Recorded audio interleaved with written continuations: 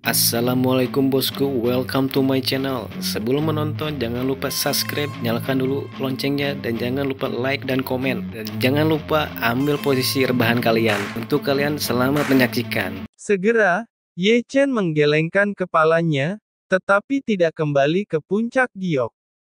Awalnya, Ye Chen akan meningkatkan boneka ke tingkat bumi tadi malam, dan Ye Chen tidak ingin menemani Xiong Er menonton siaran langsung sepanjang malam.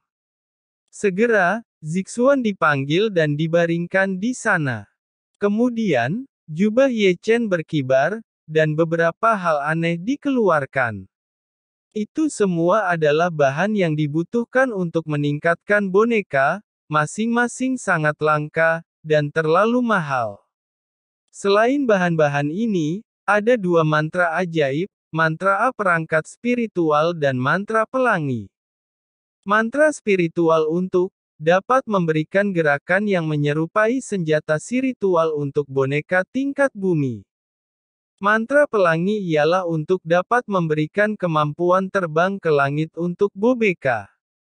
Sejak Ye Chen meningkatkan boneka itu, Ye Chen meneliti dengan jelas.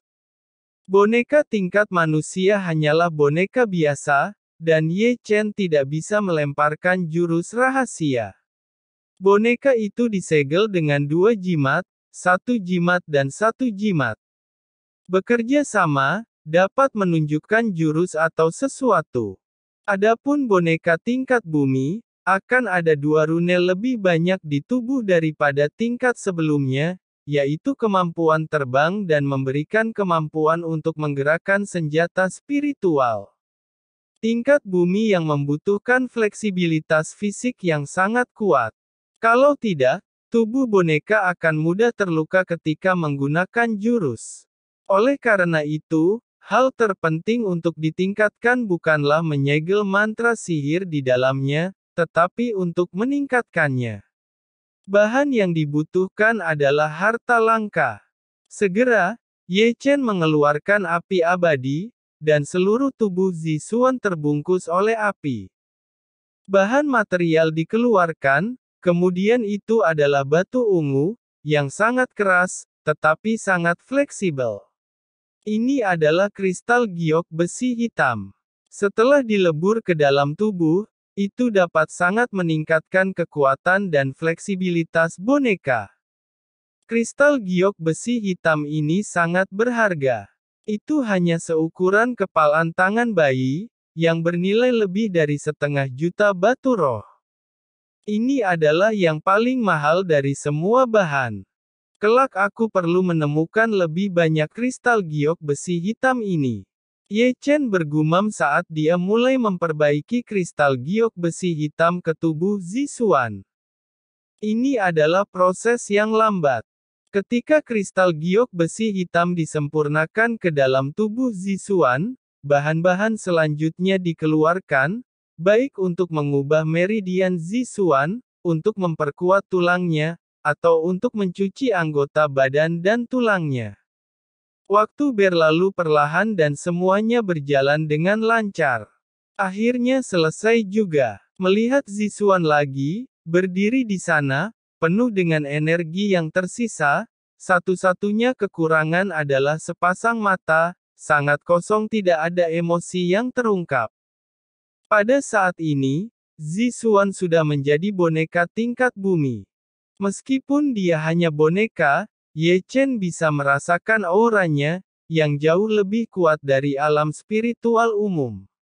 Ye Chen bertekad bahwa jika Ye Chen bertemu dengan penyihir darah yang kuat itu, aku tidak perlu turun tangan. Sekarang Zixuan seorang diri pasti dapat menghadapinya. Ini sangat bagus. Ye Chen tertawa dan mengelilingi Zixuan. Dia semakin menyukai rasa hormat ini. Ye Chen masih ingat untuk mengulurkan telapak tangannya dan meremas bahu Zixuan. Dipromosikan ke tingkat bumi, tubuhnya tidak sekeras sebelumnya, tubuhnya menjadi lembut dan rasanya enak untuk mencubitnya. Ayo, aku ingin merasakan kehebatanmu. Ye Chen tersenyum dan melangkah keluar ruangan. Zixuan datang ke taman seperti pelangi di bawah komandonya. Segera, alis Zixuan memancarkan cahaya ungu, dan melihat lebih dekat adalah lampu teratai harta karun. Lampu teratai harta karun ini adalah segel ajaib yang disegel dalam mantra. Lampu berdengung dan bergetar, dan seluruh tubuh dipenuhi dengan cahaya yang indah.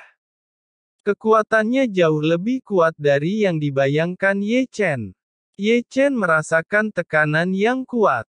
Terbang. Dengan perintah Ye Chen, Zixuan langsung terbang, dan ada pelangi ungu di bawah kakinya. Ye Chen melihat ke langit, Zixuan seperti cahaya ungu, kecepatannya sangat cepat, dan tidak ada bayangan yang datang dan pergi. Jika Ye Chen tidak memiliki mata roda abadi, akan sulit untuk melihatnya.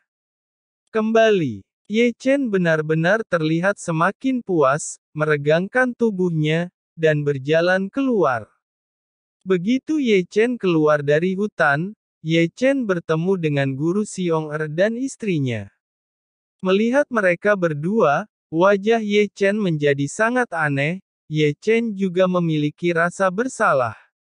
Meskipun keduanya mengenakan pakaian, penglihatan Ye Chen seperti telanjang ketika mengingat kembali video yang ditunjukkan Xiong. Ya, melihat Ye Chen melangkah keluar dari hutan, Guru Xiong dan istrinya tidak bisa menahan diri untuk tidak berbisik, "Ye Chen, mengapa kamu di sini?" Ye Chen bergumam, "Sial, apa aku ketahuan menonton videonya?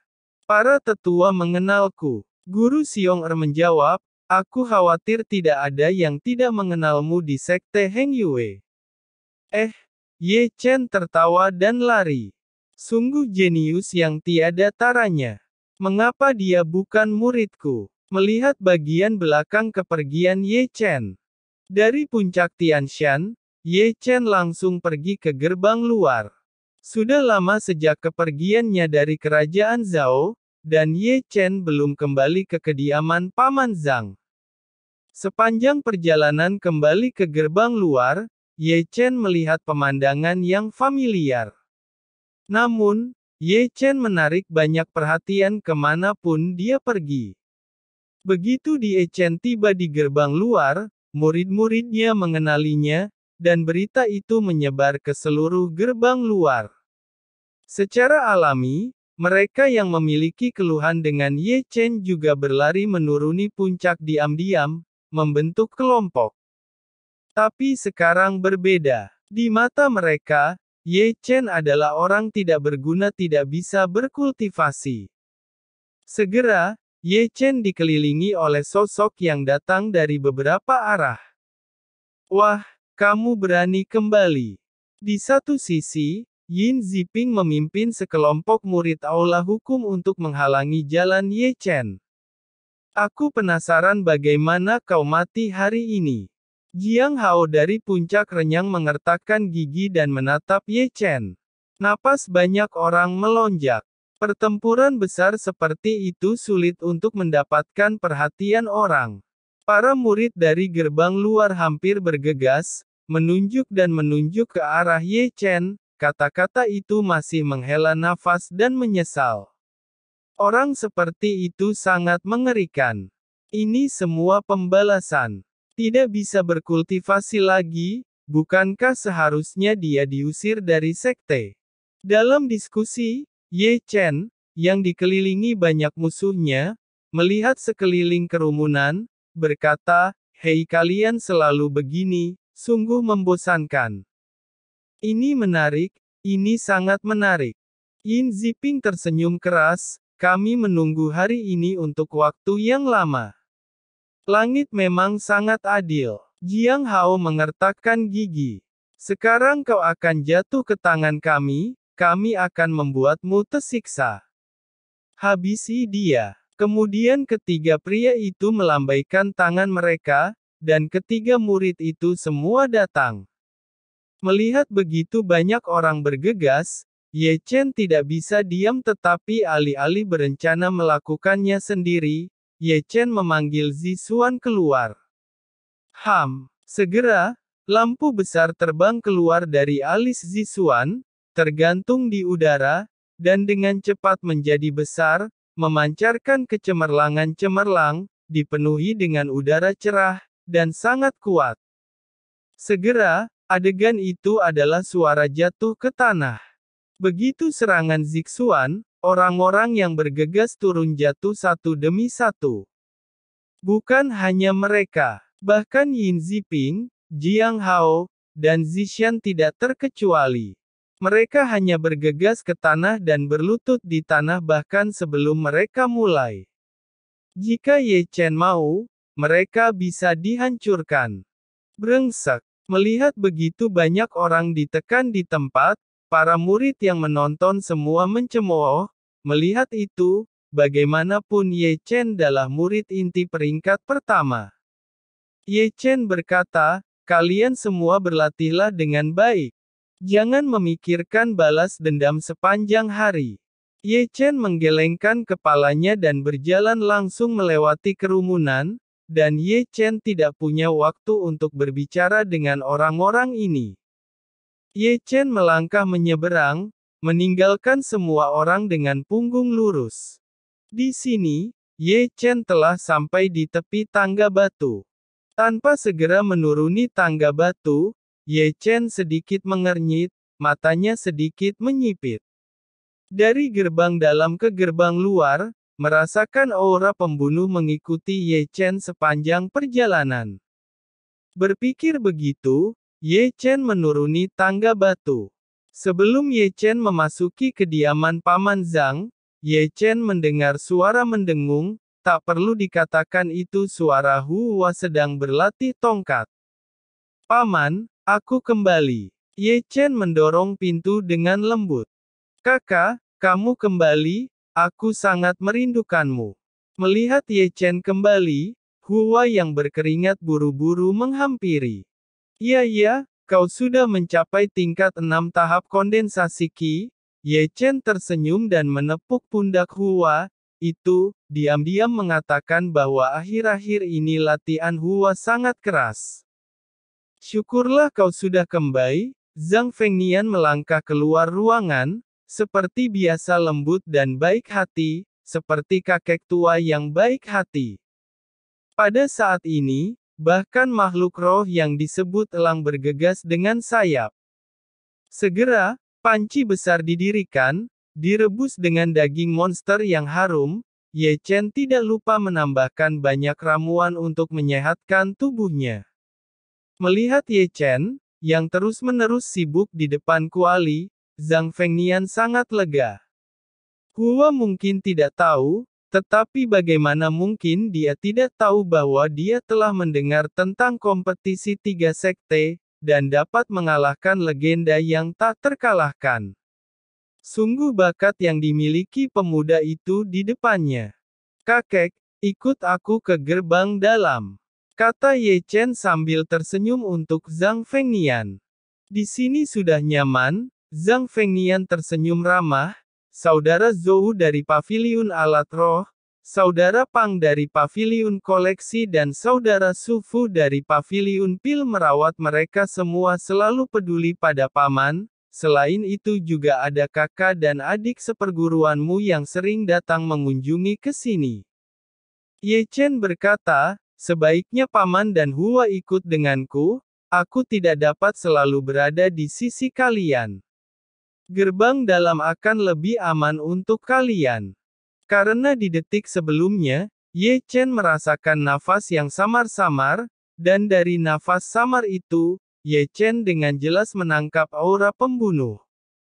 Ini membuatnya sangat yakin bahwa pria yang diam-diam kuat itu bukan Yang Dingtian yang mengirim mereka untuk melindungiku, tetapi sebagian besar kekuatan lain di dalam sekte Heng Yue. Dengan faktor-faktor yang tidak pasti seperti itu, bagaimana Ye Chen bisa membiarkan Zhang Fengnian tinggal? Di taman roh kecil ini, bagaimanapun, sesuatu terjadi, Su Fu dan mereka terlalu jauh. Di sini, Zhang Fengnian tidak bodoh, tentu saja dia bisa mendengar arti kata-kata Ye Chen. Setelah makan selesai, aku akan membereskan barang-barang kami. Zhang Fengnian mengangguk, yang utama adalah dia tidak ingin Ye Chen terganggu demi keselamatan mereka. Setelah makan malam, Zhang Fengnian dan Hua pergi berkemas. Dan Ye Chen tergantung di taman, dan terkadang melirik ke tempat pribadi, karena nafas halus datang dari sana. Meskipun disembunyikan dengan baik, Ye Chen masih mengetahuinya. Untuk sementara, Ye Chen melompat ke dinding batu, dan mengambil setengah dari pil keheningan roh langit. Ye Chen, Paman Zhang dan Hua pergi ke gerbang dalam. Tidak lama setelah pergi, seorang pria berjubah hitam muncul, matanya seperti kalajengking, dan dia tampak gemetar. Sepertinya ketua sekte Zheng yang terlalu melebih-lebihkan masalah ini, mana mungkin sampah tidak berguna dapat menimbulkan bahaya. Ini gerbang bagian dalam. Begitu tiba di gerbang dalam, Hua memandang segala sesuatu di sekitarnya dengan aneh. Apakah aura di sini lebih kuat dari gerbang luar? Ye Chen tersenyum sedikit, kelak kau dapat berlatih di gerbang dalam. Sudah lama aku tidak datang kemari. Di samping, Zhang Fengnian melihat sekeliling, mata tuanya yang keruh penuh dengan nostalgia, dan sepertinya mengingatkannya pada beberapa peristiwa masa lalu. Dia diberhentikan sebagai penatua. Kakek, aku bahkan tidak tahu siapa guru paman. Ye Chen bertanya ragu-ragu. Tong Xuan adalah guru paman. Zhang Fengnian tidak menyembunyikannya, mengatakan bahwa dia masih secara tidak sadar melihat ke satu arah. Itu adalah kedalaman sekte Heng Yue. Cahaya mata tua itu akhirnya tertuju pada puncak gunung. Kakek tidak perlu keberatan, leluhur akan memaafkanmu. Ye Chen tersenyum, membawa keduanya ke puncak giok, dan kemudian pergi ke hutan bambu kecil tempat Ye Chen tinggal. Ketenangan dan ketenangan di sini adalah yang terbaik untuk orang tua, tetapi juga untuk anak pekerja keras, karena aura hutan bambu kecil ini juga sangat kuat. Nanti kita akan tinggal di sini. Ye Chen mendorong barang-barang ke dalam ruangan. Tetapi Chu Xuan tiba-tiba datang. Guru, ada masalah apa kau mencariku? Chu Xuan menjawab, ada sesuatu yang ingin aku bicarakan. Tetapi ketika Chu Xuan melihat dua orang yang dibawa Ye Chen, segera Hua memberi salam, nama saya Hua. Kakak seperguruan Chu. Zhang Fengnian memandang Chu Xuan dengan ekspresi terkejut. Setelah mendengar ini, Chu Xuan sedikit mengernyit, menatap matanya dan melihat dengan ragu, kau. Zhang Fengnian. Benar, ini aku, tidak kusangka kakak seperguruan Chu Xuan masih mengingatku. Zhang Fengnian masih sangat bersemangat, dan tubuh lamanya bergetar. Setidaknya bertahun-tahun telah berlalu, dan para kakak perempuan masih mengenalinya. Chu Xuan membisikkan senyum, adik seperguruan, usia sungguh mendesak manusia menjadi tua dan tangan batu giok dengan lembut diletakkan di bahu Zhang Fengnian, menyuntikkan elemen nyata ke tubuh Zhang Fengnian, membantunya memberi energi pada tubuhnya. Mengenai peristiwa waktu itu, sebenarnya bukan sepenuhnya salahmu. Tunggu sampai guru selesai bermeditasi. Xuan akan berbicara soal masalah adik Zhang pada guru Tong Xuan. Zhang Fengnian berkata itu adalah kesalahan besar yang saya buat, itu hukuman, dengan air mata berlinang, terutama ketika dia merasa bahwa Chu Xuan menyuntikkan energi ke tubuhnya dan berjalan di meridian, dia merasa hangat di sekujur tubuhnya. Ye Chen berkata, Guru, saya membawa Paman Zhang dan Hua untuk tinggal di sini, apa guru tidak keberatan? Ye Chen tersenyum. Bagaimana menurutmu, apakah aku seorang guru yang tidak berperi kemanusiaan? Chu Xuan melirik Ye Chen dengan marah. Bukan itu maksudku. Saya pikir itu yang Anda maksud. Chu Xuan melirik Ye Chen lagi, dan menatap Zhang Fengnian, tersenyum. Saudara Zhang, istirahatlah. Saya akan berbicara dengan Ye Chen. Kemudian, Chu Xuan pergi ke rumah bambu Ye Chen. Ye Chen, ayo ikut aku. Mendengar itu, Ye Chen menyentuh ujung hidungnya dan sedikit malu-malu, tetapi masih mengikuti Chu Xuan ke rumah bambu. Ketika dia masuk, Chu Xuan sedang duduk di sana dengan menyilangkan kaki, dan menatapnya sambil tersenyum. Ye Chen, kau ingin menikah atau tidak? Ingin sih, Ye Chen menyeringai. Apa maksudmu ingin? Chu Xuan menatap Ye Chen dengan tatapan putih, dan berkata, tidak ingin pun kau tetap harus memikirkannya. Adikku Ling sedang bermeditasi. Tunggu sampai selesai dia bermeditasi, aku akan menyiapkan acara pernikahan untuk kalian. Ye Chen berkata, guru bagaimana kalau ditunda dulu? Aduh. Chu Xuan mengangkat alis dan menatap Ye Chen dengan penuh minat. Wah, kenapa? Apa kau tidak bersedia? Itu, bukan itu. Ye Chen menyentuh ujung hidungnya dan terbatuk. Bukankah kekuatanku tidak sebanding dengannya? Aku khawatir dia akan menindasku nanti. Chu Xuan berkata, Lau sampai kapan kau akan menunggu? Apa sampai lebih kuat dari adikku? Ye Chen menyeringai dan tersenyum lagi, memang gurulah yang lebih memahamiku. Itu tidak akan berhasil. Chu Xuan berpikir sejenak, menggelengkan kepalanya, dan menatap Ye Chen sambil tersenyum. Bagaimana jika kau lebih kuat dari adikku? Nantinya kau yang malah menindas adikku. Aku tidak ingin dia datang dan mengeluh padaku setiap hari. Ye Chen berkata, bagaimana kalau guru juga menikah denganku? Jadi kalian berdua akan menjadi istriku. Ye Chen tersenyum nakal. Yo, Chu Xuan tidak bisa membantu tapi duduk dan menatap Ye Chen dari atas ke bawah dengan penuh minat.